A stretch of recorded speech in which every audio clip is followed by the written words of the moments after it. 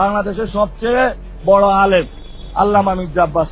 11 দলীয় জোটের নাসিরউদ্দিন পাটোয়ারীকে দিয়ে আল্লাহ তাআলা তার ধৈর্যের পরীক্ষা নিচ্ছেন বলে মন্তব্য করেছেন বিএনপির স্থায়ী কমিটির সদস্য ও ঢাকা ৮ আসনে ধানের শীষের প্রার্থী মির্জা আব্বাস।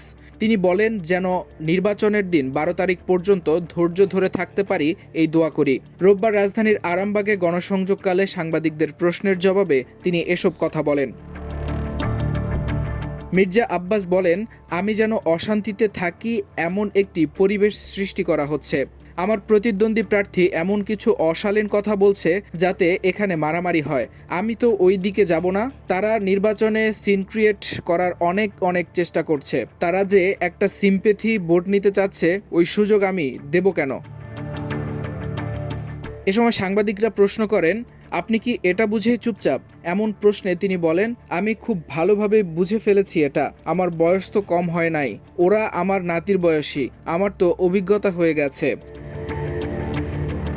মির্জা আব্বাস অভিযোগ করে বলেন, নির্বাচন বানচালের জন্য কয়েকটি দল পরিকল্পিতভাবে কাজ করছে এবং ইলেকশন ইঞ্জিনিয়ারিংয়ের মাধ্যমে ফল পরিবর্তনের চেষ্টা করা হতে পারে।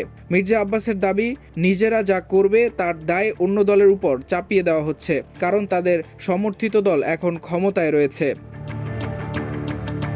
যাদের দেশ পরিচালনার কোনো অভিজ্ঞতা নেই, তারা কিভাবে 12 তারিখের পর ক্ষমতায় এসে দেখে নেওয়ার হুমকি দেয়, তা নিয়ে প্রশ্ন তোলেন তিনি। তার মতে, এই সাহস তারা পেয়েছে কারণ সরকারের গুরুত্বপূর্ণ জায়গায় তাদের লোক বসানো আছে, যারা প্রয়োজন হলে তাদের ইচ্ছে মতো নির্বাচনের ফল ম্যানিপুলেট করার কাজ করবে।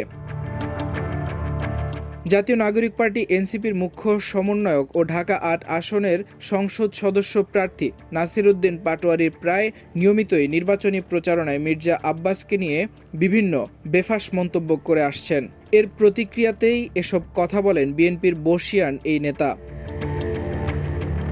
এদিকে আরামবাগের পর তিনি ফকিরাপুল এলাকায় গণসংযোগ করেন। বিকেলে তিনি কমলাপুর কালভার্ট রোড থেকে বাবে রহমত উটখামার পর্যন্ত নির্বাচনী প্রচারণা চালান।